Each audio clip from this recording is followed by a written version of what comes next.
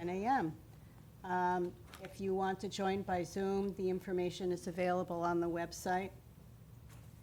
And I'm calling this meeting to order. First on the agenda is reorganization, but I want to first recognize that we have Rich. Rich is here. He was approved by the Select Board. Thank you to the Select Board. Yep. So that we've got another year with Rich on our committee. And I want to welcome Mary Wright, our new Select Board liaison. Just to be fully transparent, I was her campaign manager, but going forward, I'm not going to say that anymore. It doesn't matter.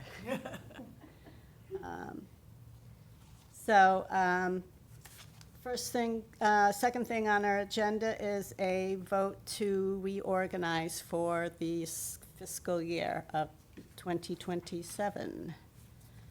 And so Would you like me to make a motion, Madam Chair? I would love for you to make a motion. Thank you. So I move that Carolyn Audi be our chair of the Marine and Freshwater Committee, Rich Levy be our vice chair, and Bob Mullen, it remains as our clerk. Second. I second, Any discussion? Okay with that? I think Ed maybe. All right. Is that you, Ed, on the joining by? We have Orleans Pond Coalition and Walter North. Right. So I just didn't know whether Orleans Pond Coalition was Ed, who's a member of our committee. Because if so, we would need to do this by roll call.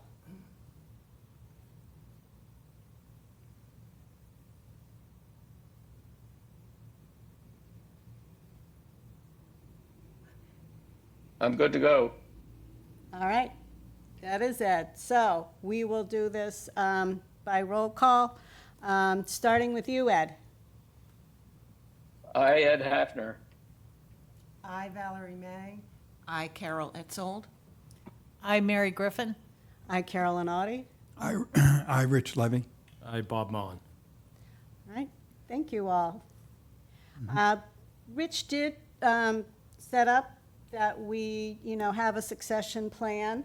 And so I will revisit this in 6 months or so as we think about what we want to do for next year and see if we get any new members of the committee.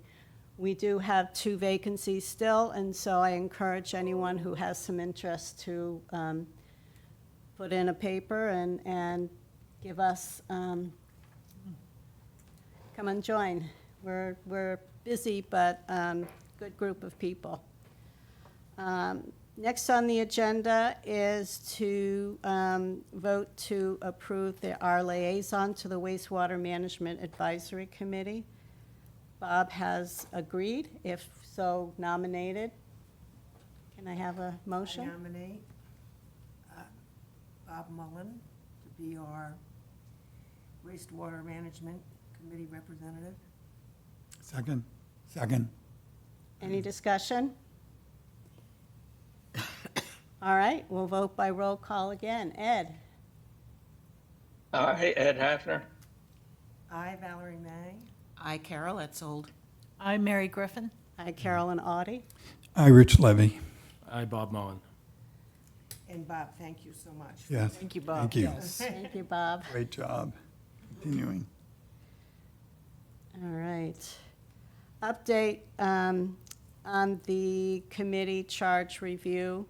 And my update is that I have no update.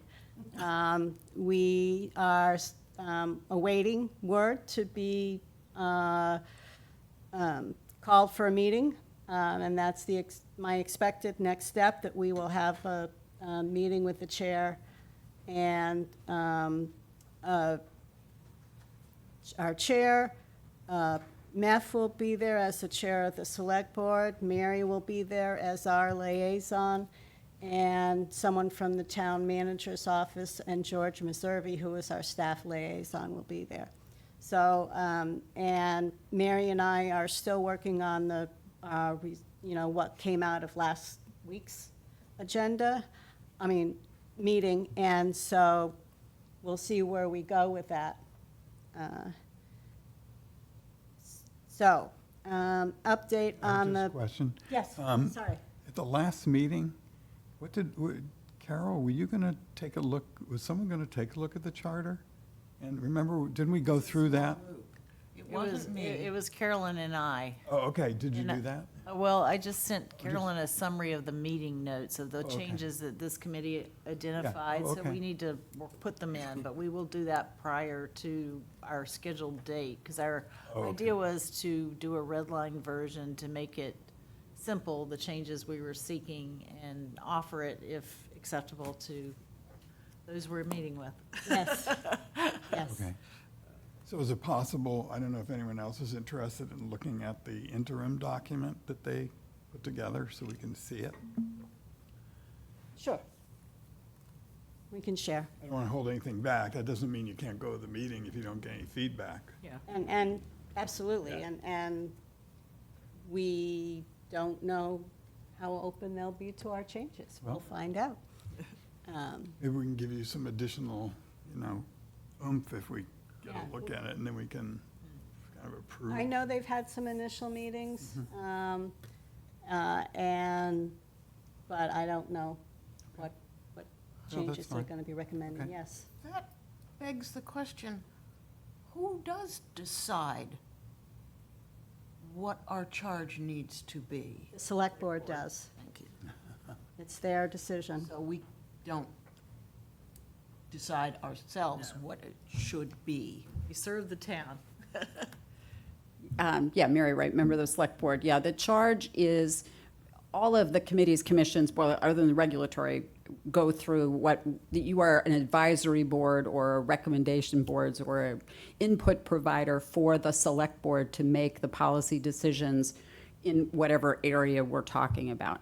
So obviously, the issue is always being sure that the charge matches that role of, being an advisory board to the select board, and that the select board has a chance to look at where all the information about all kinds of things coming from the town, where it's coming from, and being sure that it's aligning to what we had in mind. So that's the process that we're going through with all of the boards and commissions, is to be sure that it's sort of the old, does the right hand know what the left hand is doing? Right. And I think that's certainly one thing, but I think it's as the role of staff has become more pronounced with the increased number of staff and increased professionalism of the staff in a number of areas, it's really been important for us to be sure that everybody is clear on the roles and the regulations and whatever.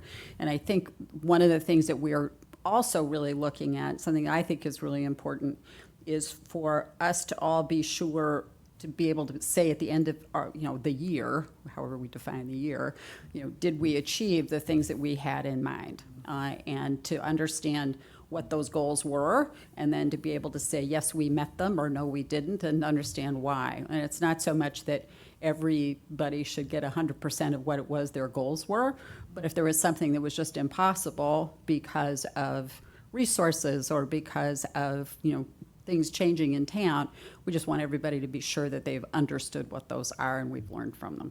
So that's kind of the process that we're going through.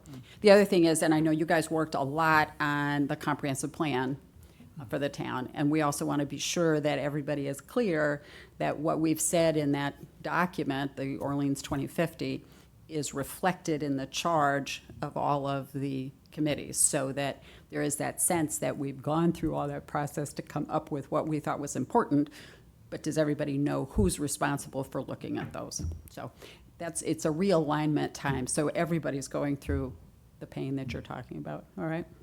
Great. Thank you. And to make sure our goals, when we set them, are in alignment with the comprehensive plan, what the select board goals are, and, making, to Mary's point, that we're all aligned. Thank you. Next up is where we are on the Baker's Pond alum treatment process. Brewster Conscom voted in agreement. They were very happy that we were taking this on. And they did send one comment to the Orleans Conscom group, which was to track, I believe it was phytoplankton levels. Orleans Conscom met last week, but they did not vote on it yet. They needed to have a continuation because we haven't heard back from the state yet. State has to also weigh in and be in agreement for the alum treatment at Baker's Pond. So they are planning to bring this back up on August 4th at their next meeting. Yes. I know we had George Meservey, I believe, and maybe you, Carolyn, had discussions with the town of Brewster over the last year or so about this. Did Brewster ever help pay for the treatment, or no? We did not ask Baker's Pond, and Rich was the one who spoke with Brewster Conscom previously. I attended their last meeting as the chair of this committee, but Rich deserves all the credit for all the work. Coordinating.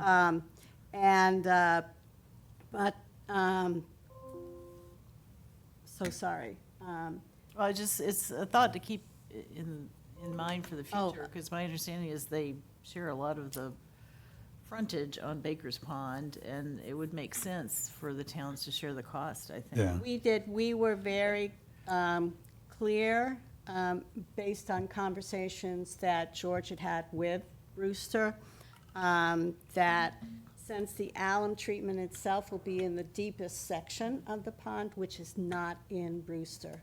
So we did not ask for any funding from Brewster. And it was clear if we'd asked, we wouldn't have gotten any.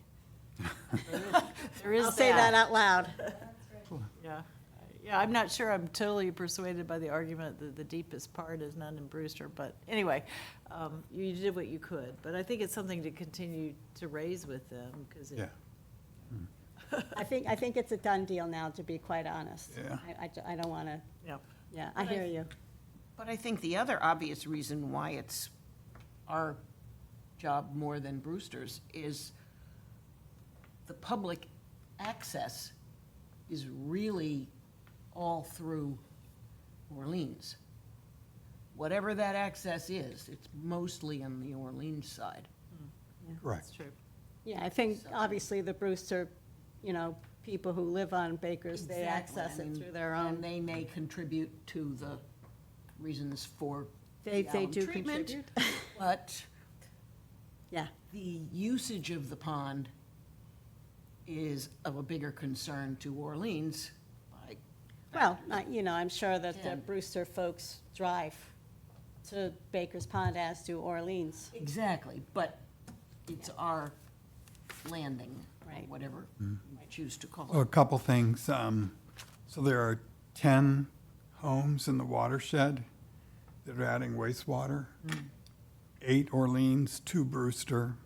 There are 3, and they're further back from the pond, and they're adjacent really to that small little area that's in Brewster.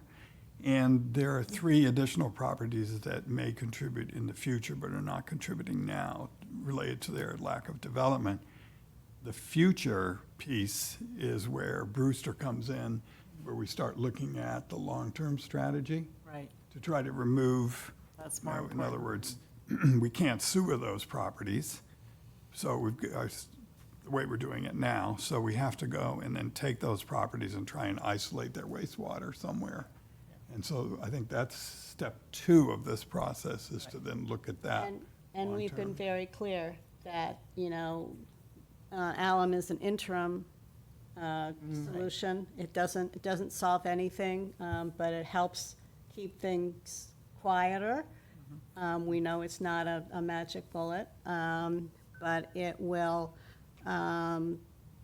keep things from getting any worse while we investigate, because we've got there's a couple different options of things we can do.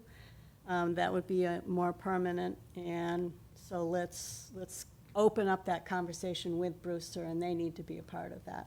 Yeah, and even, if we ever had to treat with alum again, hopefully not, before we do a longer-term solution. I mean, we don't have to pay the same percentage, but I think it's appropriate to ask that they contribute, particularly if they're asking us to add to what we're sampling and testing for, like the phytoplankton, they could participate at a smaller percentage or something, I don't know.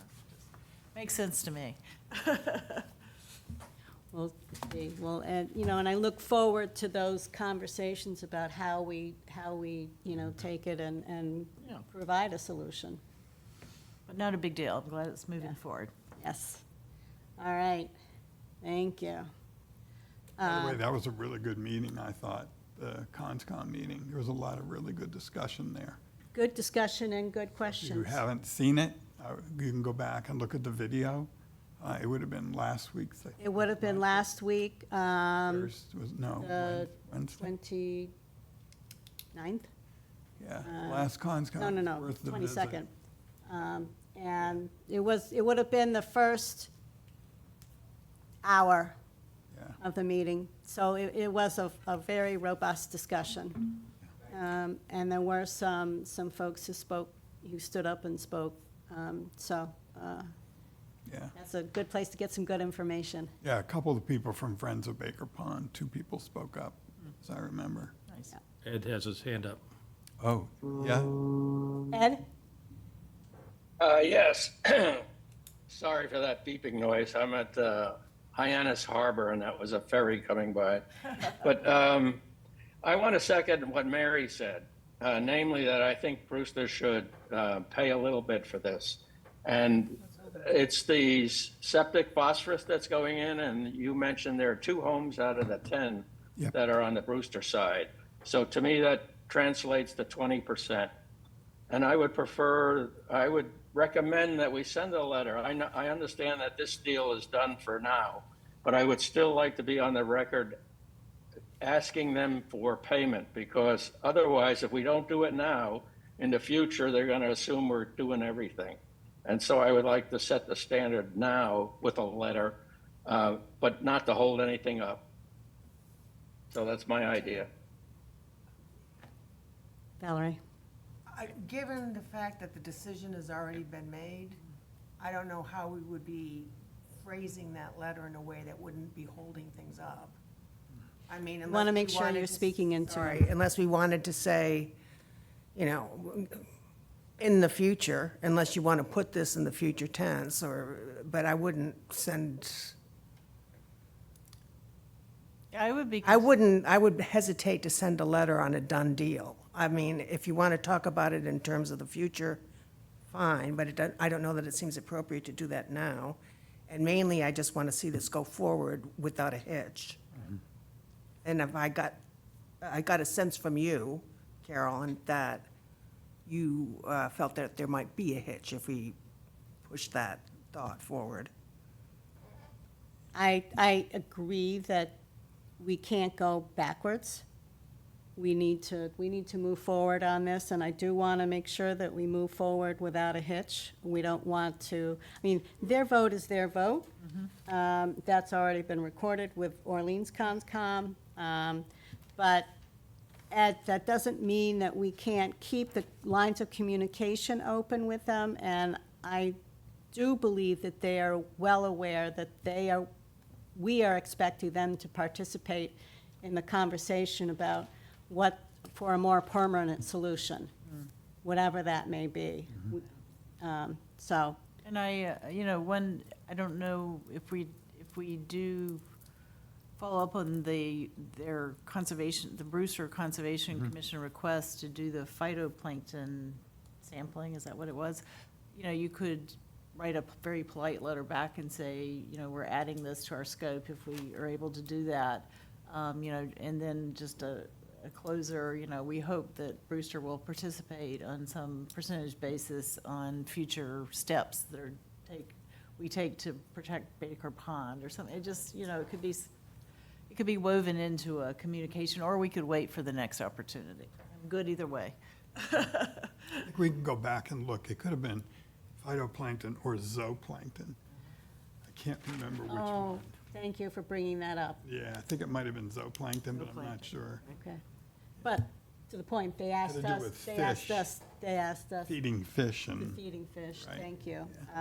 They did ask us to amend something. what we're doing, and that was a good part of the conversation last week at Orleans Conscom. So, but I will, I'll bring this, because we're not the ones who would write the letter, it would come Right, from be the the town of town. Orleans. I will bring this to our town liaison, George Meservey.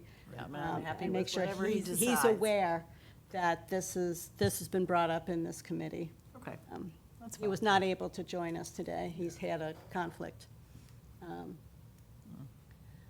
So, any Yes. other comments? so that project for the future would be relocating wastewater outside the 300-foot buffer zone of those properties, or even further, or just maybe a collection site or a treatment site, however they would work it out, and you can see how complicated it's gonna be. That's gonna be a big one. Yeah, Yeah, thank you.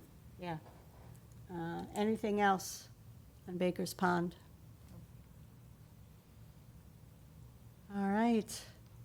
I just wanted to give another update on the public comment that I made at the July 15th Select Board meeting. I sent you a copy of the comments that I made. And the decision was made, I just want to let you know some of the background information. In conversation with our liaison, George, we did decide that the best way to get this information to the Select Board was during public comment. If we had chosen to get an agenda item, that would have taken longer. And because the question was about cyanobacteria and the alum treatments and the effectiveness of the alum treatments, really wanted to speak sooner rather than later, because the blooms were happening right then. And obviously, there's a lot of public interest. So I made the comments, and unfortunately, Mark Matheson, who had raised the question, had missed the public comment, and he asked again at the end of this meeting, and Meth made a comment about putting it on a future agenda. And I spoke with George after the meeting, and he and Meth and I had a hallway conversation, literally, after the ConsCom meeting. And what was agreed was that George would put together a letter basically based on the comments that I made, and send that letter to the Select Board so that everyone had a copy of that letter and the information that I provided. Mark Reel said if the Select Board still wanted to have an agenda item on this topic, he would schedule it for the fall. So I think that's where we are for the moment. Any questions, any concerns, thoughts? So first, Carolyn did a great job. I think that was a persuasive statement. You did a great job doing it. I don't know, I think we just need to be prepared that if we have more issues within our ponds, that this may get pushed forward more quickly. So anything you can do to work with George to kind of get ready for this ahead of time, in case we really need to get in there. And because I think it's likely something's going to happen again, another brief bloom. We kind of know historically when that's going to occur, and it may not occur till the fall, of course. Right. We know the Pilgrim last year was more toward the fall. So just keep it going as much as you can and see if we can get it ready on short notice and have all that material ready. Well, Any material we need would be great. as we all know, we've got that information. Yeah. If we need to get into more detail. Yeah, absolutely. Having Ed Eigner's If the request critical. comes back that they want an agenda item before that time, we will absolutely be working with George and be prepared for that. Perfect. Thank you. And any other thoughts, questions on that? Thank you for being there. You're welcome. Happy to be there, always.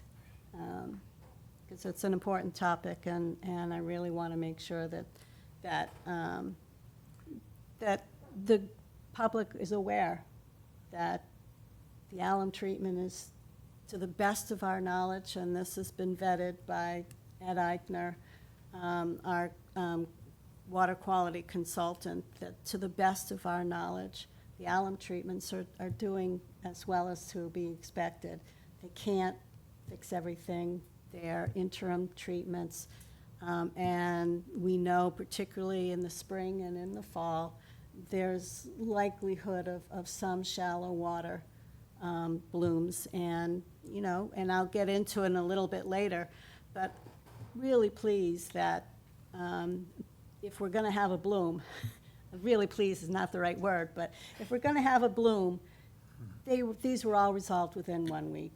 And in many days, many examples, we went down the next day and you couldn't see the evidence that was, along the shore. So these were small, but we want to make sure, and our Department of Health is all over this, that we are letting the public know. And, as we heard last week, they've got an intern who's really working on our communication, the town's communication, and making it a little bit clearer to the town, when the pond is closed and when there's just an advisory to be aware. All right, anything else? All right, next on our agenda is review and approval of the committee meeting minutes from June 29th. I unfortunately sent something very late last night. Bob got it, though. Yeah, I Bob got it. Done. distributed that this morning, so hopefully most had a chance to look at it. Yeah. I guess I have one question, and under the regrets, I usually would include only if a committee member was unable to attend, and I would put liaisons, if present, under others. Because I interpreted that to be a demonstration of Quorum. Well, quorum. there's no, yes, well, there's no requirement that our select board liaison show up, appreciate whenever they're here, for sure. But it was my memory, and if I'm remembering it wrong, that, times when our previous select board liaison was not present, we made note of that. We did. Okay, yeah, I would, I had If you want to considered- put it under other rather than under regrets. Okay, yeah, because I had just seen it, thought that it, by absence under others would be an indication that the absence of presence, so. I'm fine I with don't that. think there's policy one way or the other. Okay. I can tell you it was very helpful to me when I would go back over the meeting minutes, and I would want to know whether or not the liaison would have been informed of a decision we made or some kind of, just anything that would have been useful to them in any of their deliberations. And I could tell, and I could go back in and say, oh yeah, now I understand why, the comment might have been made that they didn't, have exposure to that information. So I don't think it's critical, but it was helpful for me to know that information. Now, anyway, that's the only reason that we did it in the past. Okay, so then to be complete, I should include other liaisons if absence, George couldn't make it today. Yeah. So can I have a motion to approve the amended minutes? I move to approve the amended minutes. I second. Okay. We have to do- Any further question? Comments? All right, by roll call. Ed? I, Ed Hafner. I, Valerie May. I, Carol Etzold. I, Mary Griffin. I, Carolyn Audie. I, Rich Levy. Aye, Bob Mullen. Great. So moved, thank you. All right.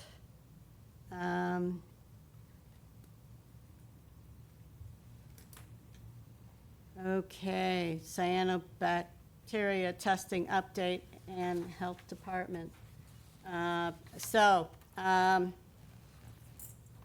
We've had 3 testing weeks since our last meeting. And just at our previous meeting, Bakers and Crystal had some observed scum of cyanobacteria, and a health warning were posted. We followed up on July 1st, and they were both found to be acceptable. Then on July 8th, Boland Pond had an insignificant, had a BFC level of 1,220 parts per unit, which is significantly over the 500 limit, and a health warning was posted for Boland. I believe, actually, a test was done the following week, but on 7/22, all ponds were found to be acceptable, and that health warning for Boland was lifted. So all our lakes are free and clear as of last week, and I'm really, we're always happy that when we got that good result. Can I give you a little, and then maybe Ed wants to talk about it also, but looking back to 2025, I think it's interesting that Uncle Harvey's Pond was a potential of concern starting around the week of June 1st, and then it ended the beginning of July, or somewhere in that time frame. And then it had another potential of concern in October. Pilgrim Lake, some of us remember we were there, just serendipitous, being trained, and the health department was called down and took a look at it. We had the APC people doing the training, and it was determined that was a potential concern, and that was in May. So that hasn't happened there yet. The potential of concern in Pilgrim, though, was in September, the week of the 18th. And last year, a health advisory and a warning was posted, according to what I have in my notes. Crystal Lake made it all the way through till September, a week of September 1st or so. Potential concern then. Boland Pond, interestingly enough, July 1st, week of July 1st through that next 2 weeks or so was a potential concern. And then Baker Pond was a potential of concern in early May into June last year. So there's a little bit of a repeat going on here.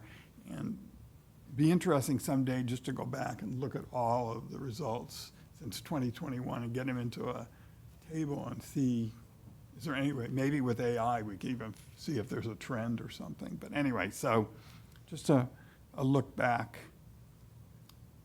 Thanks. Yeah, and it is interesting that we kind of trend Yeah. similarly, not exactly the same. Obviously, Pilgrim has been clear this year compared to last year, and that bloom in May was a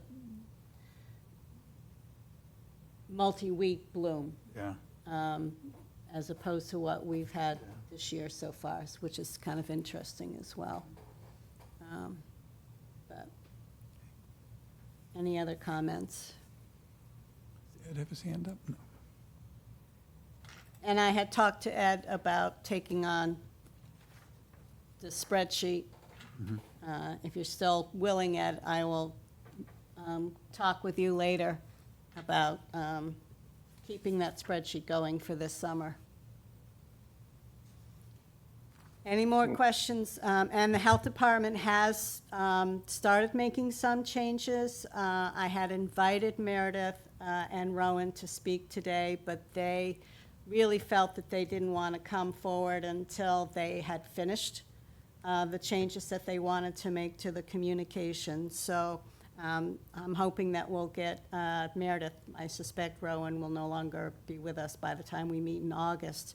But, and Meredith anyway, to come back and speak with us and share how they've changed up the communication with the public when they post warnings and/or advisories.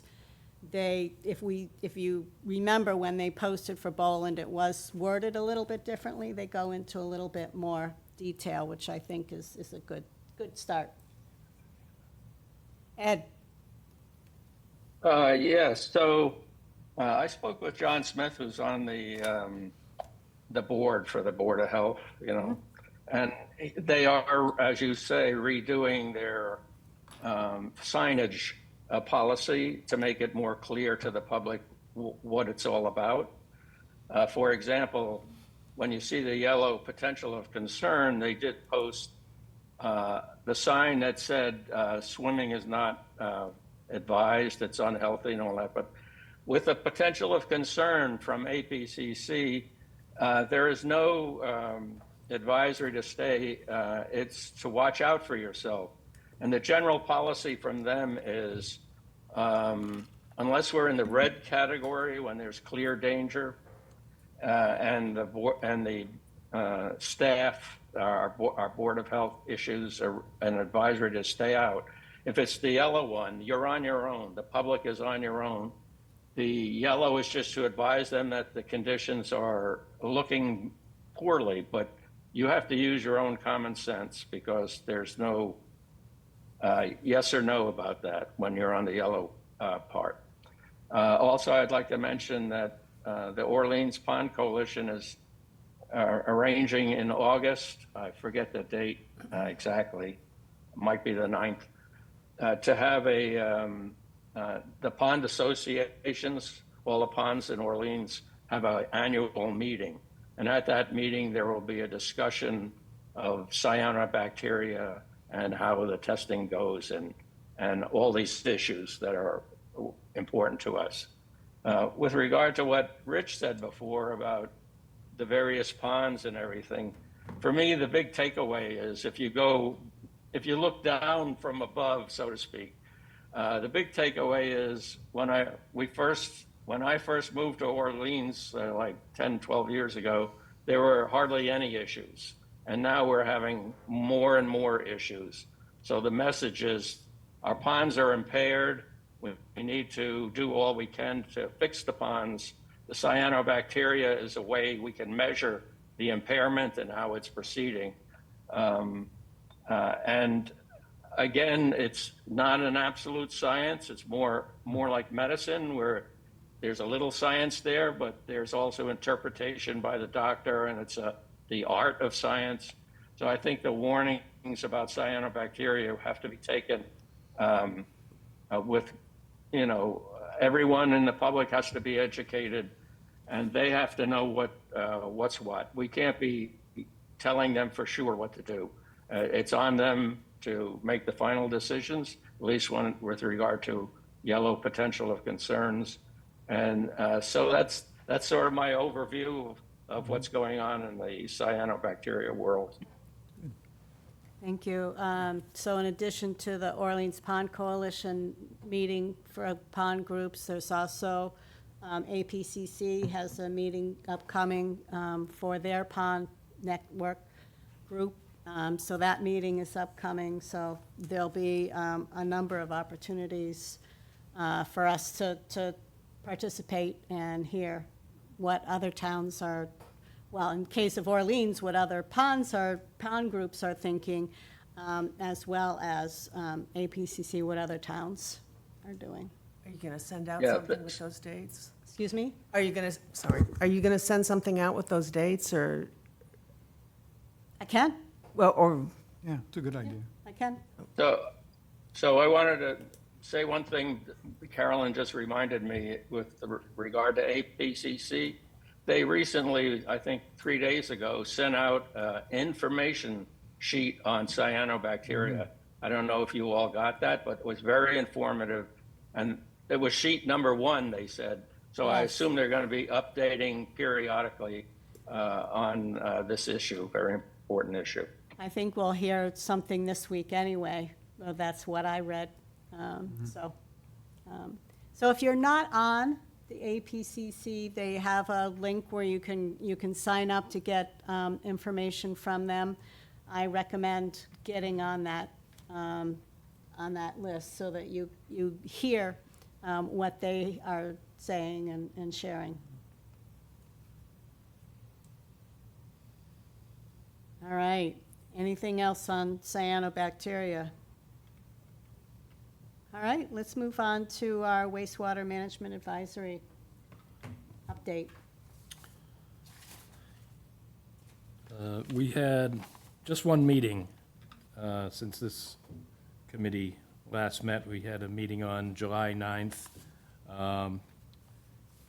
There was an interesting presentation to start regarding the Falmouth urine diversion kind of pilot testing program. They're still formulating that, but it was a good presentation that was at the start of the meeting, so that may be something you want to take a look at the video for. Otherwise, it was principally an update on Phase 2 connections, which are proceeding pretty well. There's 35 out of 374, or 9% connected, and there were about 90 applications for connections had been submitted at the time. So about almost a quarter. Phase 3, Robert B. Auer was brought under contract with a notice to proceed in July. Phase 3 residents should be getting notifications within the next month or so with stub locations planned for the sewer in case they want to suggest any changes. And there should be a couple of public information meetings by the end of the summer for those in Phase 3.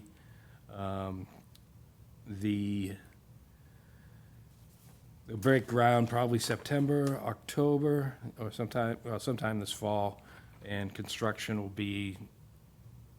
continue through late 2028, and it will be probably January 29 that they'll get, those requiring to connect will get notification that they have a year to do so. So that's about the status at this time. That's really helpful, Bob. Thank you. And if anyone wants, there's some timelines, and you can also look on the webpage for some of the slides by AECom that go through the schedule and contracting processes. I have a question. Is there an easy way to look at the map of the phases? Did I do that? And determine which properties around Uncle Harvey's are going to be sewered and which ones aren't? Because when I look at the map, it's not totally clear to me whether we're getting all up gradient homes or not. Yeah, someone had that question. It might have been Judy. I don't know if I have the map here.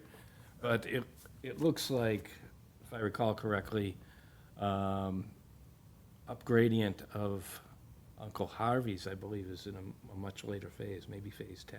Yeah, that's what I was afraid of. That's what, I haven't looked at the map recently, but I will say that that's what George has said a couple times when we've discussed it, and that was what we shared with the select board, that the anticipation is that the up gradient homes will be impacted and should be hooking up to as part of Phase 2. But let's look at the map and I think it's important because that you know, that's a very compact area. We know that those homes are really the ones that are doing the contribution there. Right. Even though the sediments are a problem, obviously, too. But anyway, yeah, it wasn't If I- clear to me. I think I even watched one of the more recent meetings, and I still couldn't tell when I looked at the charts. And Yeah, to me, it looked like some of the properties in the Uncle Harry's are more cross-gradient or down-gradient. yeah, correct. So, That's what I was thinking. Yeah, So, which is good news in one way. as far as phase two goes, but. Yeah. Okay. Yeah, I don't know if we can report back on that next time. That would be great. I'll take another look. Yeah. Thank you.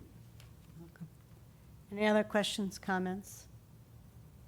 Thank you, Bob. Welcome. All right. Estuary sampling. We had our first sampling. And it went surprisingly well. The first go, I think, of the season is always a little rockier, and then it kind of goes into glide path a little bit. So we had lots of teams shifting around and people missing and lots of hundreds of emails, but somehow all the samples got taken. And they all got taken for every single spot. So, And very, very pleased that everybody, and thank you, Mary, for all of your work. well, thank you, Carolyn. You did a great job of matching up new volunteers and shifting around the teams. A good And, lot of and one-on-one. and I also want to make public thank to Bob, who did an enormous The amount of kid work kid getting all of assembly, our thank you. Yeah. kits ready and. Rich. Yep. So we got everything out to everyone. And It's amazing. The worst thing that happened was we didn't have enough ice blocks. After all of that, all the everything that's hubbub, done, yeah. everything that got put together, the only thing that I could see, Yeah. and it sounds like all the samples, the chain of custody and everything was fine, so. And I have to say, when I went with Carolyn and we both went to the in-person training in Chatham that was a week or two prior.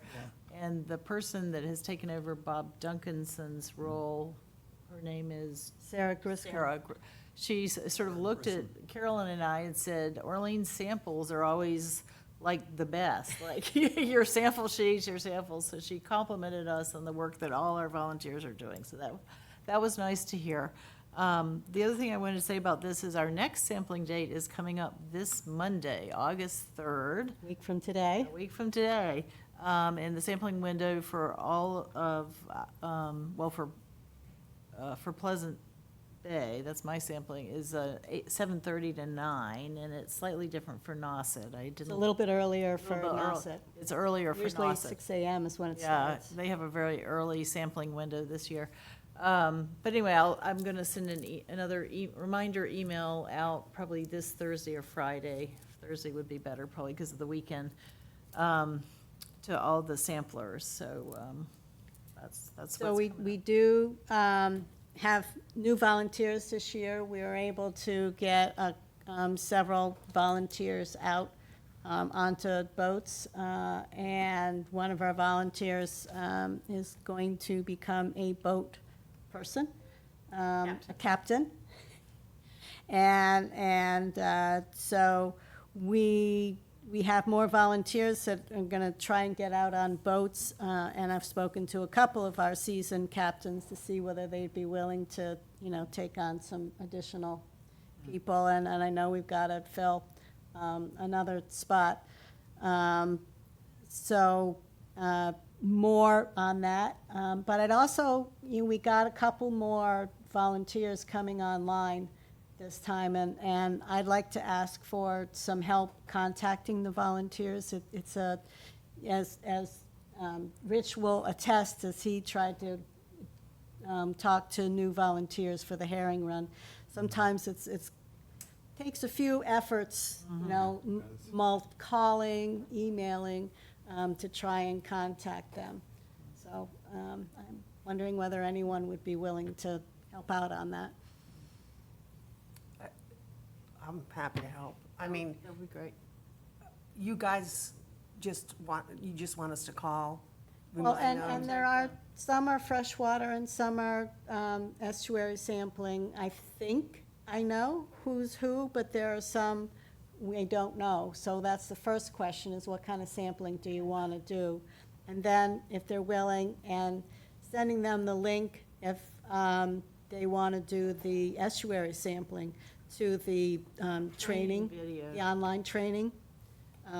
That's an important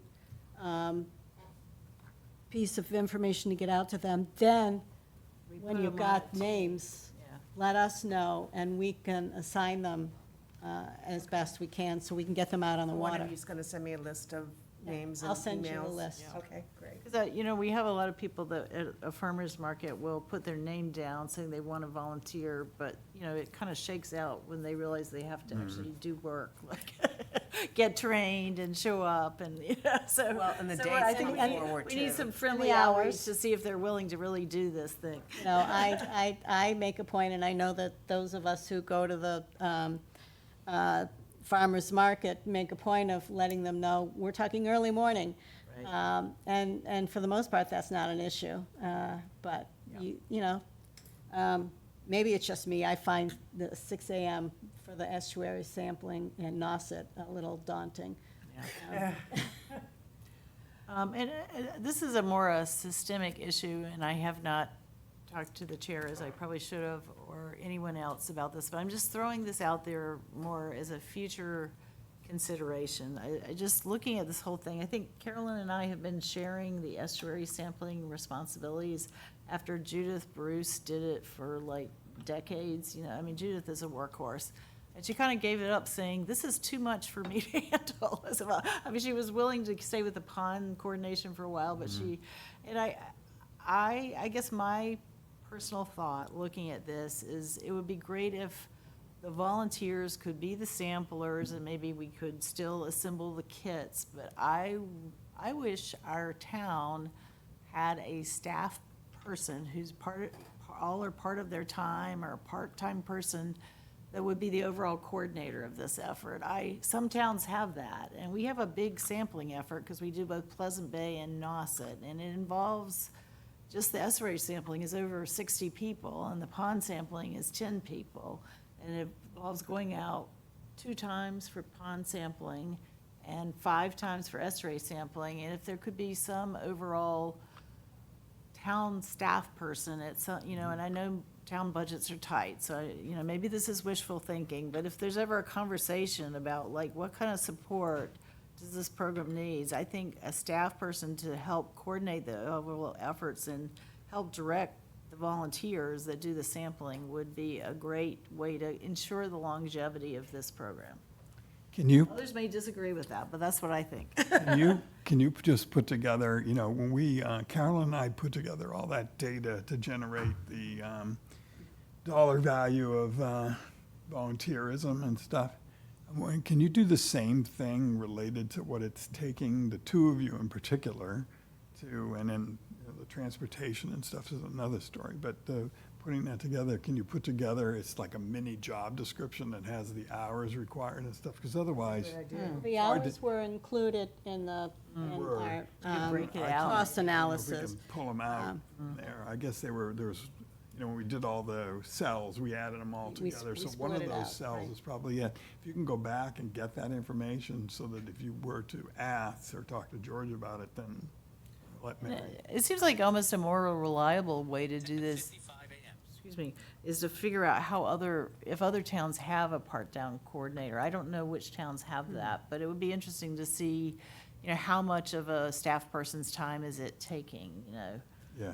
I mean, maybe we could do a little, we could ask Sarah maybe if she knows which Yeah. towns have a, I mean, she's a paid staff person. She's a paid staff person, Chatham, but remember Chatham does do all of the All of Pleasant it. Bay Alliance. Yeah. So they have an They additional have a piece different of it. role, yeah. And as I've gotten more involved with Sarah, I've become aware of more towns that have paid Right. consultants working. I'm not a dreamer, I'm realistic. I know this is not gonna happen next year immediately, but I think it's something to start having a conversation about, because I just, you know, having a long-term data set has really set us up well for the sewering and a lot of things we need to know about what's happening to water quality. And I just, you know, a lot of our volunteers are aging out, and it's just, it's a big effort, and I just think it needs some support. So, Mary? I guess I would just make the suggestion that, before we know it, it's going to be budget time. Yeah. But I think I'll be asking all the committees, commissions that I'm liaison to be thinking about what is it in the budget that would make sense to at least be considering. I think the point about understanding what other towns is doing is always critical.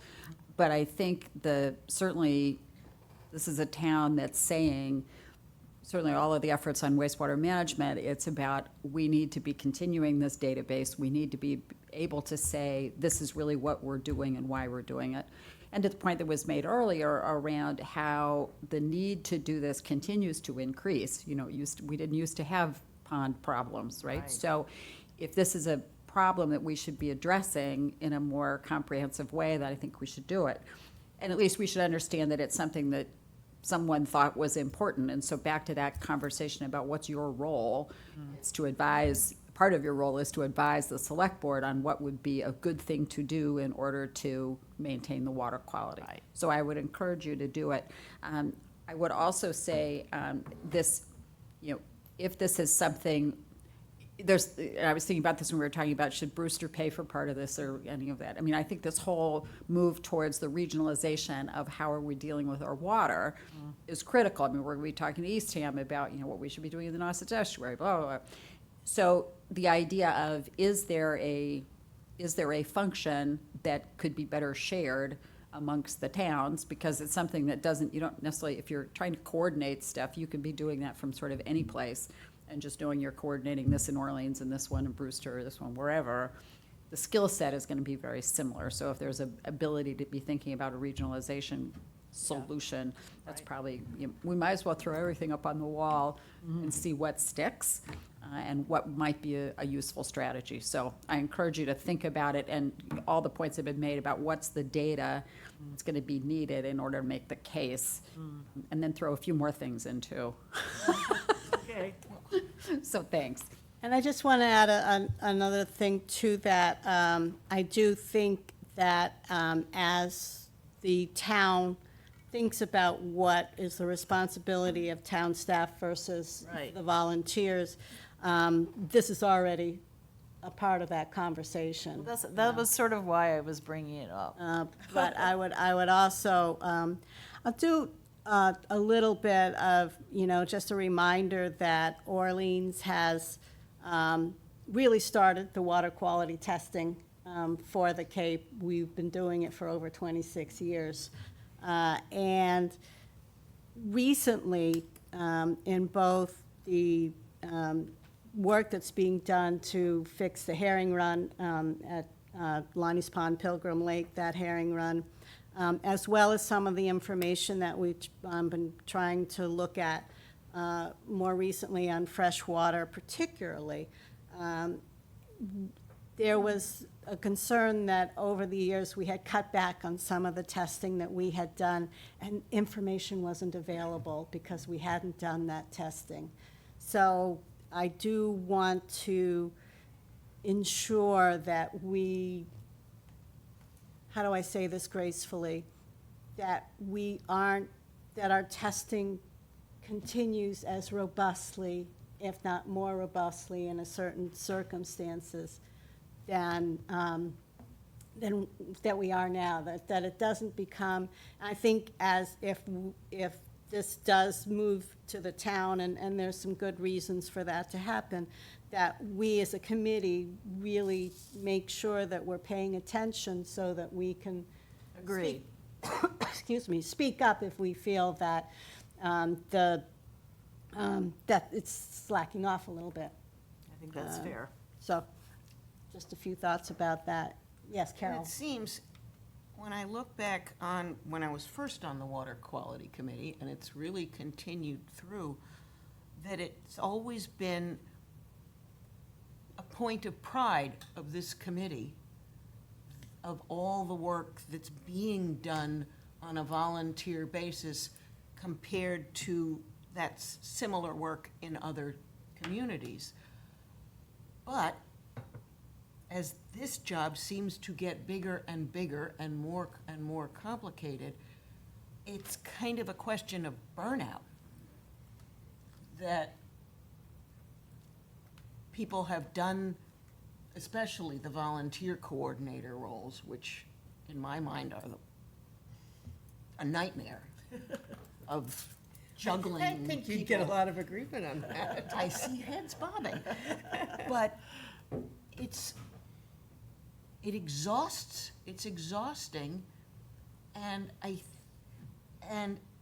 the people who are the committee chairs need to become so focused on the small pieces of this water quality puzzle, taking up the time, rather than giving Big picture advice. committee time to the larger issues. I think that's true.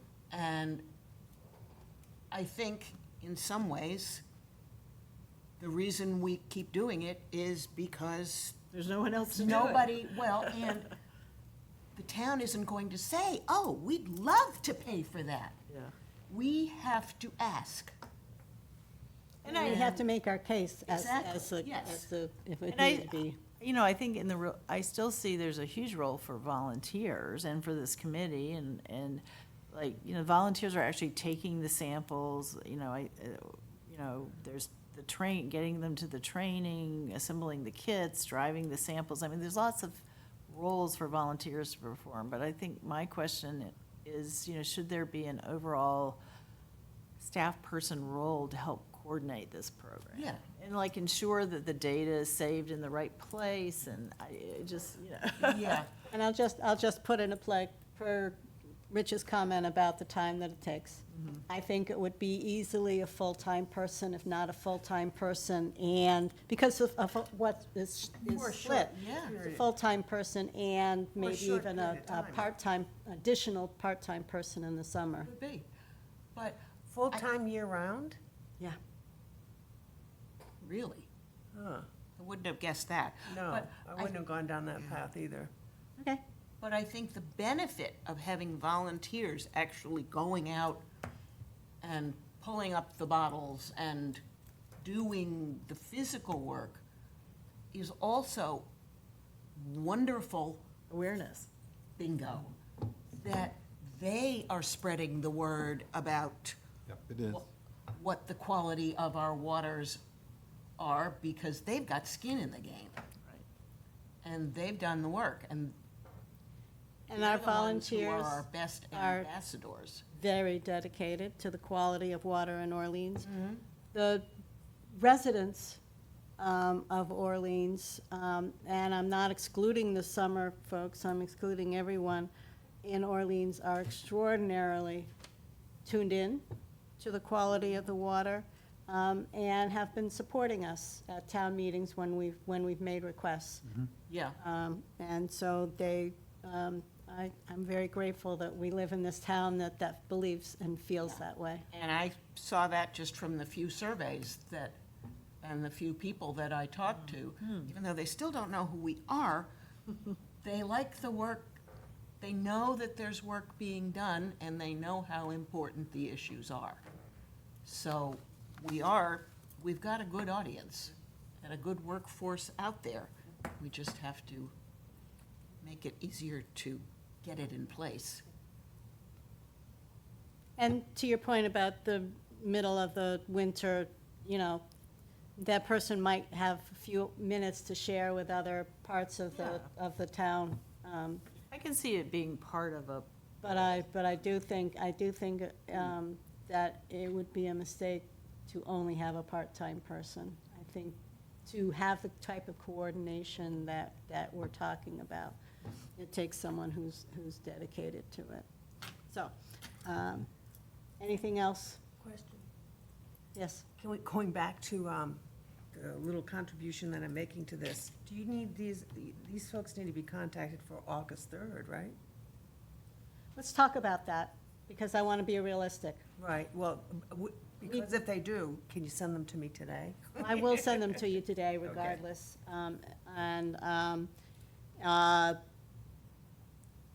We have some vacancies, as you know, for this for August 3rd, and we have enough people to fill, who are trained to fill those spots. Okay. So I guess the short answer is not really. I'd love to get people out on boats if we can, even if they're not trained. We have another sampling date coming up in August, and I think 2 in September, so we could plug them in later. That might be a more realistic plan. Okay, or possibly offer them the opportunity to go out as an observer?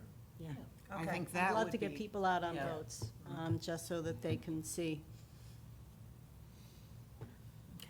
All right. On to PALS. Good conversation. Moving on to PALS. Guess what? It's almost August. So we do need to be sending out the information for August PALS, and I will be doing that. What's the date of the sampling? I don't know, but I expect it will be the weeks of August.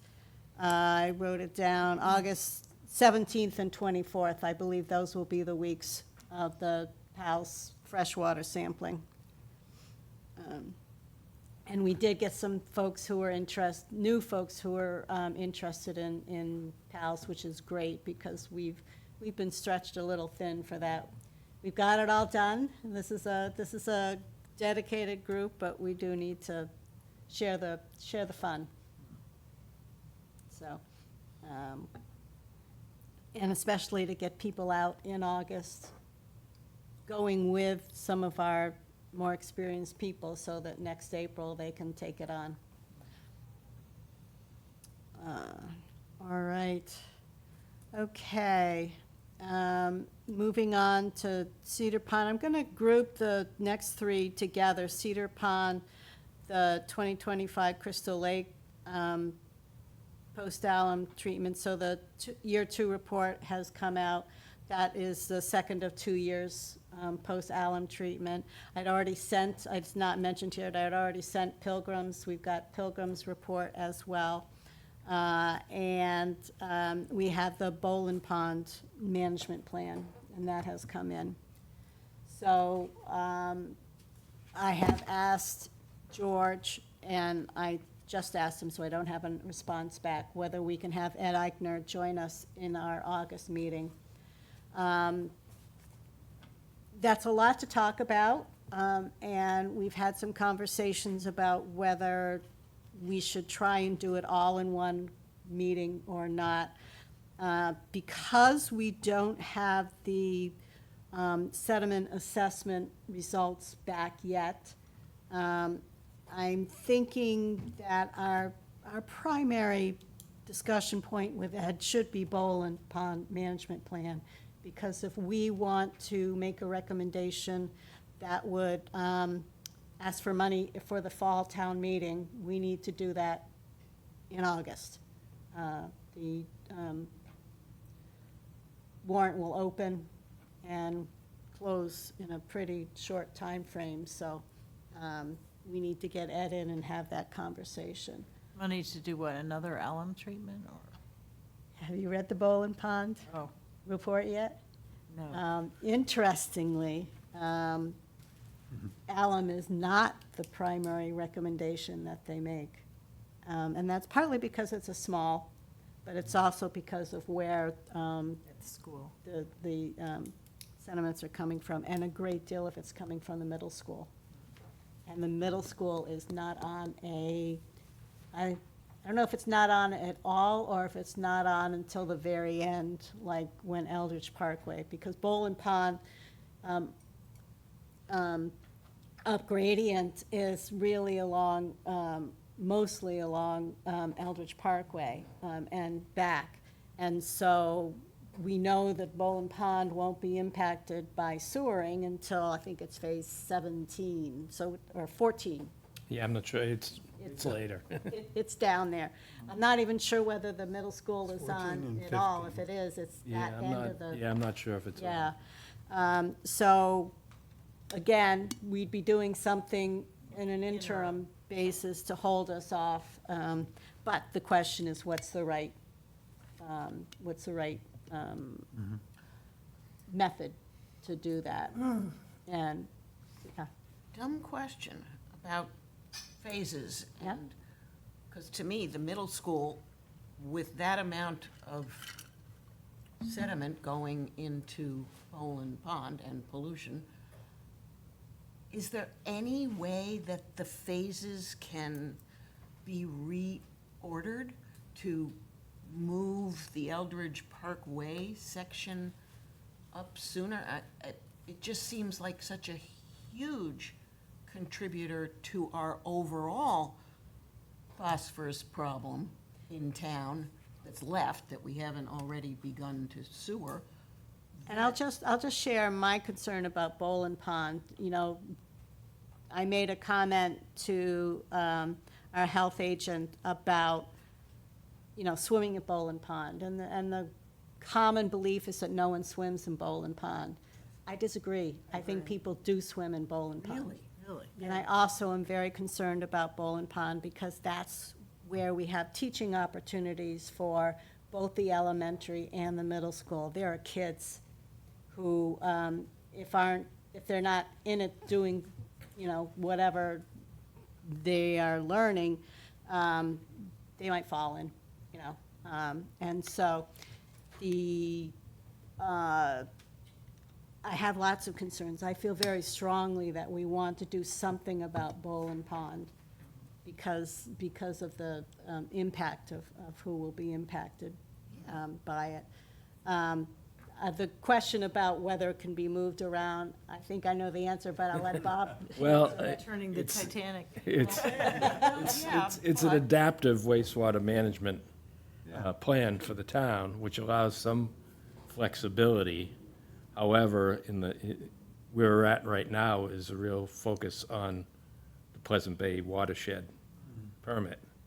So there's more, like, you know, we're going into phase 3, and right now, the design of phase 4, which extends well into South Orleans, is next, and that design evaluation is starting, so that's a 3-year cycle. And also, there's evaluations, and there's a permeable reactive barrier near the school, so the kind of the long-term view and permeable reactive barriers is also, you know, some consideration near Mill Pond, is to try to, you know, get some economies of scale with evaluating potential locations for PRBs. So that, you know, that's another consideration rather than, you know, rather than sewering. So the current PRB that's at Boland is actually, isn't it downstream? Because it's like a. Yeah, I had a So- conversation with George about that because I was unclear. I said, because it is, the PRB is one of the options that is spelled out in the report. And so I said, well, don't we already have some there? And what he said was that, and I'm going to mix this up, that that PRB is working on phosphorus, and what we need to block is the nitrogen. And so that's one explanation he gave me, is that what that PRB is set up for isn't exactly what's going to impact what we are seeing as a result of the work that SMAS did, is influencing the degradation of that pond. yeah, that's a look, because I would expect phosphorus to be the issue for freshwater bodies, but I haven't looked closely. I bow to your expertise on PRBs. That's what I heard, but it was certainly part of what I really wanted to have that conversation when we have Ed Eichner and George here to talk about, because we know there are some that exist there, so why aren't they working? And I think part of that may be placement, but it may also be, Yeah, I think we've seen some pretty effective results in, But for nitrogen, Or nitrogen. yeah. but they're not supposed Well, to. I'd have to, before I say anything more on that, I'd have to take another look. 'Cause I don't think because they're there- phosphorus. There's, I knew that I Yeah, sometimes that's a- yeah. express them backwards, but what I heard was that what is there is doing one, and we really kind of need the other. Yeah. So, There's a number of applications for PRBs Okay. for different chemicals. My experience was that we would, With different materials. in the groundwater, barriers? yeah, use different source materials to treat Should be- the contaminants. My experience was with hazardous chemicals, chlorinated solvents. Is a method to use PRBs to deal with those. So there's a lot of variations. But I would have to take another look back and see what the testing results are showing for that PRB. well, if we get Ed Eigner in for August, that'll be a good time to Yeah. have that conversation. And there are other options as well. So, you know, I want to make sure we have a robust conversation about that. Would it be worth setting aside, if we want to do all three reports with Ed Eichner in one day We meeting? had that discussion. I think we need to say from the beginning that that's the agenda, Exactly. the whole thing. And we've got other things we want to I talk know. about, so I need to get another meeting on the let me- schedule one way or part of that conversation is obviously with the town and how often they'll let us bring him back. or just bring us back to do the other stuff. So let me have that conversation with Yeah. George and a very good consideration. Anything else about those agenda items and having that conversation with Ed Eichner?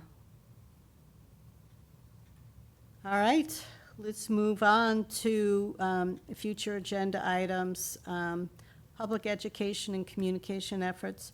You know, I know we've got the sidewalk, police department celebration in August, I believe it is, Usually the last week in August.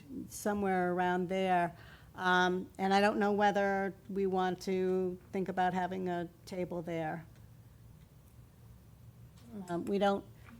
We do great at the farmer's market. I think that, Yes, thoughts. I think our efforts are better placed at the farmer's market than at the police. At the fair, the street fair there. Yes. I think that, anyway, I think that we would see, we get more activity, we would get more activity. it is a family gathering, you know, but other thoughts? What is our commitment right now for the rest of the summer? I'm sorry? What is our commitment? Sorry. What is our commitment for the rest of the summer as far as the farmer's market goes? We haven't committed anything. We did say that we wanted to go back. Right. 'Cause And, aren't we sharing, isn't there a booth that we're sharing? oh, the community that saves, yes. That's a really good question. I haven't heard any more about that. Right, About 'cause them having a, Wasn't that going to be like Energy Navigators, Yes, it was- it was ourselves, community other, that- right? yeah. Do we and- know who the point person is for that? Yes, Amanda Converse. And between Mary and I, we can have that conversation with her. I'm happy to take that on. That's at the farmer's market? Or share? Why, you know, does she still want to have a combined table that we rotate, all of the different groups rotate through? And we all have our materials on there too. And our materials there all the time. Yeah. Good question, and I hadn't put this on, well, I'll put it on announcements. The other thing that we wanted to talk about, so, now, we're not gonna, everyone's in agreement, we're not going to make a big, oh, sorry, Ed. Ed, I'll let you talk. Yeah, so with regard to the police sidewalk thing, I like getting out in the public. I think it's a good idea. I don't think we have to put the full tent up or anything. I think just a simple table with somebody manning it, saying hello to people going by.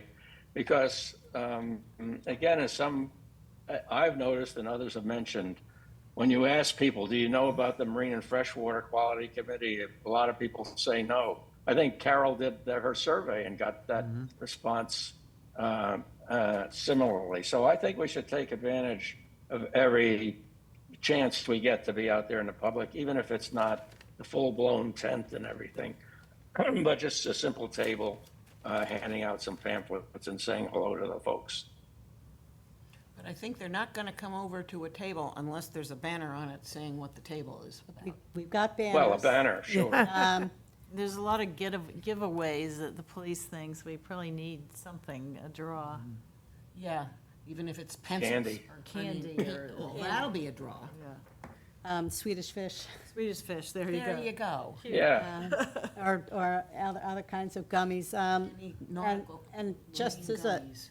update, we had a conversation about tablecloths. I think that's still a good idea. I was kind of shocked when I looked at the pricing of tablecloths. I'm like, Really? really?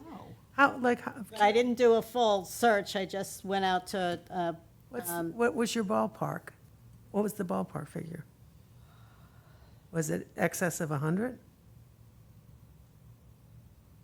it was over $250. Wow. Yeah. But to be fair, I didn't do a full search. I just But- poked. But still, that's, Yeah, I was a little surprised. But anyway, doesn't mean we don't want to do it, but I was, taken aback. Well, we would use it indefinitely. I mean, we would use it every time we had one of these. I'm also surprised. Yeah, I'll add that to my little list if you want me to dig into that. Investigate. Yes. Thank you, Valerie. that would be lovely. What is The, our tabletop size now? that we have our banners, but we know there's a shelf life to the banners. They don't last forever. Our big one that just says Marine and Freshwater Quality is already showing signs of age. By the way, I meant to mention, I thought that we should have 2 of those. I mean, we had to make a choice at the family, We did have. I hope two. they go back to, Fun tent. but at any rate, at the family fun thing, that, I thought we had to have one one banner at the farmer's market and the other banner at. We did. We Yeah, had but they're two. 2 separate ones. Have two. We have 2 saying MF, no, we have 2 separate banners that, And they say slightly different things. you're right. correct. And what I'm saying is talks that I more think about that we should have a second one that's just the straight Marine marine freshwater freshwater quality one. Town of So that you don't have to Decide if we wanna choose buy between the 2. Expensive tablecloth first, and then we can decide if we want another. Yeah, well, that was cheap. I mean, I'll tell you, those were inexpensive. By the way, I haven't gotten reimbursed. I'll send it out again. All right. But the banners are not expensive at all, which is one reason why I was surprised at the table. You still need to get reimbursed for that. Yep. And we also had talked about bringing in some vendors for emerging technology, for water quality protection, as well as water quality improvement. That would be Subtitle and NIAD. And so I still want to, at some point, have those folks come in. And then, as we kind of briefly mentioned earlier on, we will be time come September anyway to talk about our goals for 2027. Do we have what we set this for 2026 as a starting point? I don't think we actually ever set any goals for 2026. We talked about it and never really did it. We do have them for 25. Yeah. So we have, Maybe share what we had in the past as Yeah. a starting point absolutely. before we Some move. of our goals were just simply the budget Yeah. requests. Which was a big, well, and also wasn't it the, Which, by the way, on that subject, so we're coming up soon, we'll be running around trying to figure out, because we haven't had any of these meetings, is there anything else that we're going to be requesting? Because we do need to get at least in the budget, we want to get our consulting money in again. So maybe, Well, marketing, I would have on the, maybe the next agenda, budget requests or something similar to that. I think you're saying the same thing. That's why I was saying I don't want to Yeah. only in August talk about the, because there are And that would things we include need to the talk about tablecloth sooner for rather next than year. later. Just, no, yeah. we should have a little. No, we should budget. have a marketing budget for sure. George is very good. It takes about a month to get reimbursed for this stuff, but. Well, so they- far, I haven't seen anything. No, I've More than a month. Conversation with Took you him, I'll longer. tell you what's going on about that. So I think we should come up with are we going to have any requests? Another thought is Per that person, Mary. That would be a big one. if we're looking for, if we really need more volunteers, I think that we need to be aggressive about this shared table idea for the month of, we're already in August. Anybody with kids is leaving by the third week of August. I mean, so in other words, I guess what I'm trying to say is that I think we're gonna get the most bang for our buck in August in terms of I presence. mean, honestly, But those people aren't going to be Right. our most reliable volunteers because Well, that's a they good leave point. the third week in August. That's a good point. and Yeah, that's okay. one of the issues with the farmer's market. A lot of the people there are seasonal, and their dates just don't match up with a lot of the. And they're also non-Orleans people. Yeah. A lot of Brewster and Eastham people come. So I think our ideal volunteers are honestly year-round people. I do but too. Yeah. Or at Or- least or extended season extended. people. Extended Yeah, season. summer people, yeah. right. 'Cause most of our work is during the warm months. But, you know, talking about the estuary sampling, that goes two sampling days in September this year. We are pushed later this year. Yeah. So we can't have people who leave in first of, Labor Day. I wonder what venue would be. I mean, before town meeting would probably not be a good time to have or would it be a good time to have a table up seeking volunteers? Well, I'm trying to think like what venues other than the farmer's market do we have that we expect everybody from around the town to be at? Farmer's market in September may be even better for us. I think that would be a Right, great okay, time.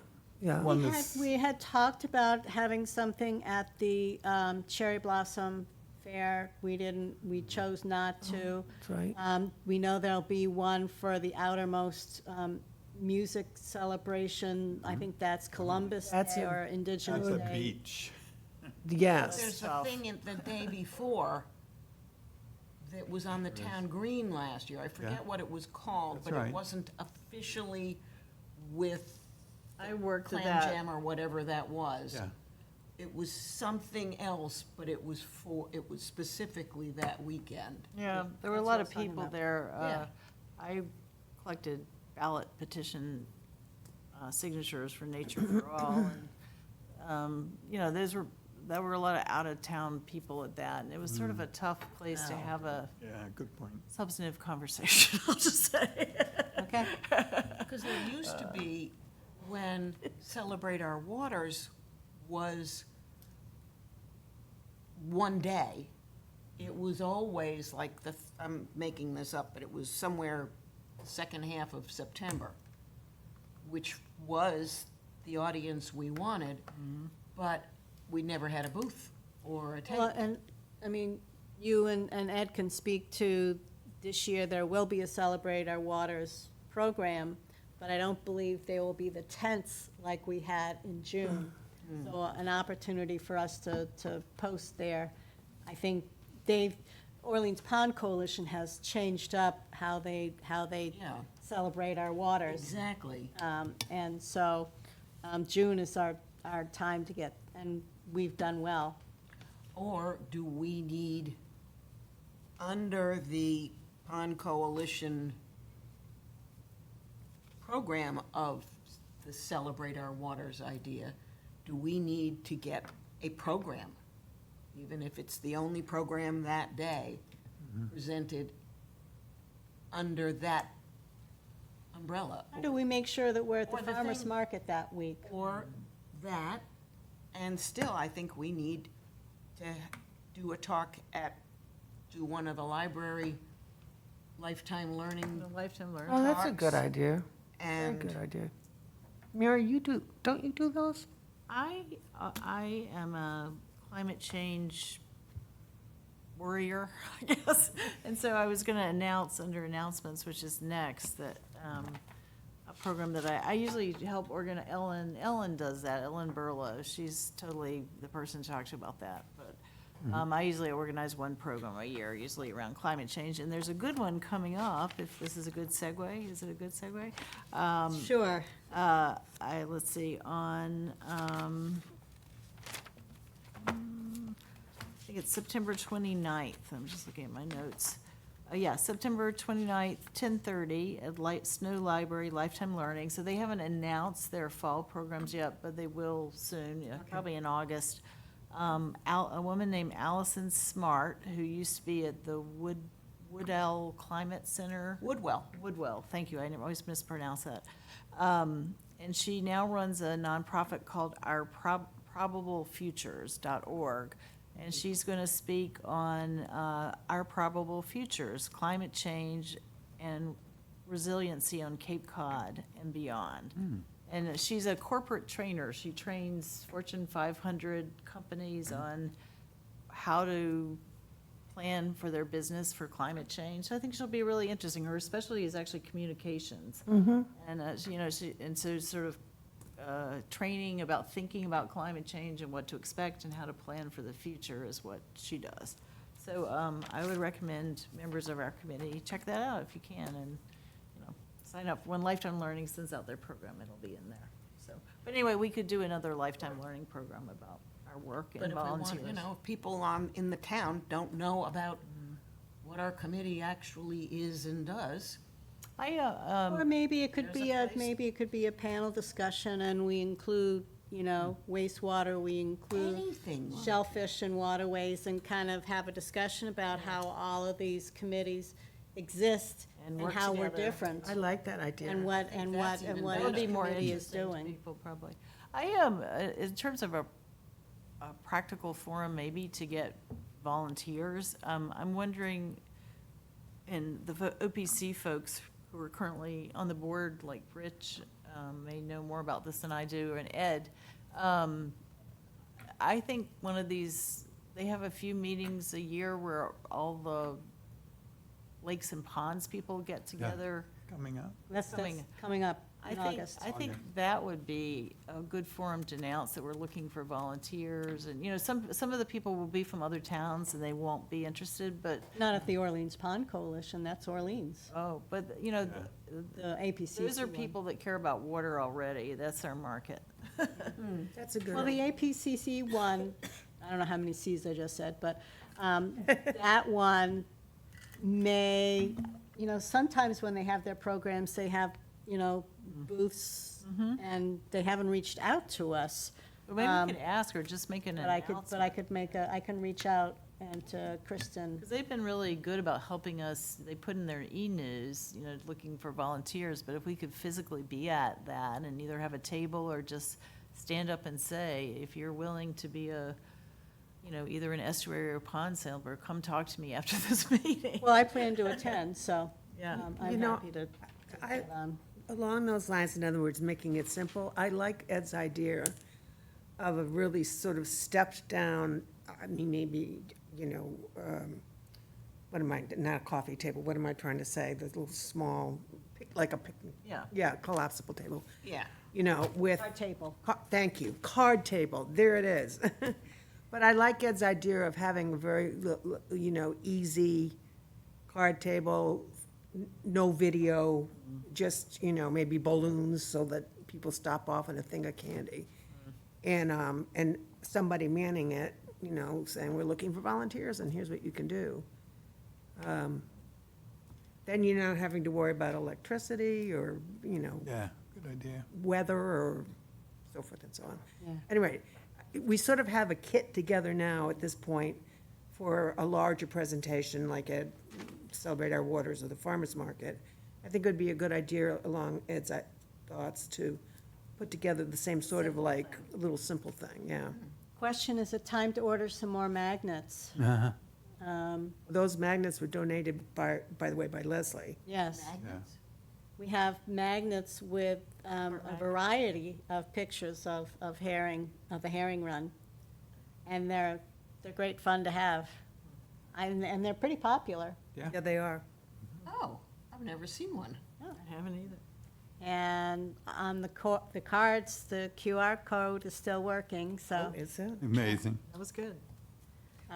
We can thank our we could. former colleague for that. May need to, so next time we're at probably August, when we're all there for estuary, we should look and do some counting and see what our, whether we need to do some reordering. I would And think the postcards would be running low, are they? I only made 100. I think they are. Yeah, I think they're both running low. okay. But I haven't counted, so we can do that. Mary, it's called probablefutures.org. Probablefutures.org. One word, Probable Futures. The executive director's name is Allison Yep. Smart. Yeah, I see. Okay. And another announcement, this Thursday, the Orleans Citizens Forum is having a forum on all about the drought.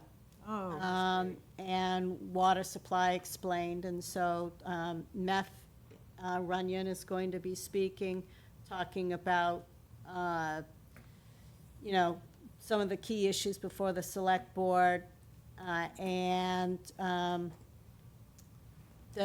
then, a panel discussion about the Orleans town water supply, and that glad they're is. doing that. They've got Terrell Lewis from the Cape Cod Commission, Susan Brown, who is now our Assistant Superintendent, and Ginny Farber, Nice. who is the Chair of the Orleans Board of Water and Sewer Commissioners. What was that date again? That is Thursday. this Thursday. What And ti- the what time is time it? on July 30th, and the time is 5:30 to 7. Oh, that's not gonna work. Every single thing. I don't do that much in the evenings. Every single one of the events Is- that we've had. Is when the you're one night rehearsing, yes. that- Well, I have it on my Time. calendar list. That I have something. There are an enormous number of things happening Thursday night. Because, I saw more than one thing. I said, oh, I'd like to go to that. When is it? And it was July 30th. And I'm like, well, I can't go then. I'm planning to go to the. Are those things ever on? I was just, Recorded? I just looked, this is on my Yes. calendar, it's Lower Cape TV or Zoom, so. if it it's on- says that. So it is Zoom, and they do record it. When you go to their website, you can go to past meetings and see the meetings then. I'm so glad they're doing this, because I feel like everyone on this committee should do our best to talk to people about the town's drought restrictions and really support the select board and the water and sewer board that's put them in place, because, I don't know, I just hearing a lot of people that are pretty angry about not being able to use their automated sprinklers and just not getting it. And we have been in a drought kind of almost continuously since 2024. It's gone bumped from a significant drought to a critical drought, but we've been in one of those two stages for Yeah. a long time. And, there isn't enough water. And that's why people are blaming our town officials for restricting their water use. They're like, it's a loss of jobs, I can't power wash my boat, I can't run my automatic sprinklers, I paid all this for my lawn, and, I Your heart just burns. I understand people's frustration, but, if you're watering your lawn, what living creatures are not getting the water they need to live? And there are other options. Right. There's drip irrigation, within certain timeframes, and they are limited. I don't want to suggest that, but drip exists, hand watering exists. Right. Right, there are things you can do, but people either seem to be not knowing intentionally, or some people are resisting knowing, and, I just think we need a better effort, and the Citizens Forum is a great idea to kind of better educate people about, we're not just making this stuff up. It really is a water shortage. And the hope of the Citizens Forum was to do one in the summertime to attract more summer residents and summer visitors who might be interested. As I said, seems to me there's a gazillion things happening on Thursday Yeah, night. it is, I So, agree. again, all the word that we can share. Yeah, but just talk to it's all people good. and spread the word. There's a monthly thing that I do on Thursday evenings. He's just changed it to Tuesday for that reason. There's so many of the people that want to go to that. Yeah, Everybody chooses Thursday. Yeah, Yeah. okay. so, all right. Public comment? Any public comment? Thank you for your service. It's very informative to sit through this meeting and see what you do. Welcome, Great. welcome Thank you for taking anytime. the time. Yeah, I'll volunteer to do some sampling, 'cause I'm. Yay. You can go online, and there's a form online. Just go to our website, and it's right there. Or you can give me your name and your email, and I can send you, Yeah, that's a send better out, way to do it. Even faster. if you, Yeah, and if you're interested in water quality, think about volunteering to serve on the committee. We need more to join our merry band. great, and I'll include you in that email I send out. Thank you. Thank you All very right. much. Make it easy, good. Thank you for coming. All right. Very informative. I didn't know the committee existed, so. See? Here we are. That's the thing that, Spread the word. Do they come, does the representative for the selectmen, do they come every meeting? You're supposed to, yeah. We've been lucky. Our select board liaisons have, for the most part, been, Showing up. they really come and watch us. So All right, well, I'm thank glad- you all. I'm I know you glad- volunteer, so thank you all for the service. Thank you. Thank you. And I'll try to do more. Thank you. Thank you. Bye-bye. Anybody online for public comment? No hands raised. Thank you. I will take a motion. So move to adjourn. Second. Okay, we'll do it by roll call. Unfortunately. Yes. Ed? I'm good with it. Aye, Ed Hafner. I, Valerie May. Hi, Carol, that's old. I'm Mary Griffin. Hi, Carolyn Audie. I, Rich Levy. Hi, Bob Mullen. We are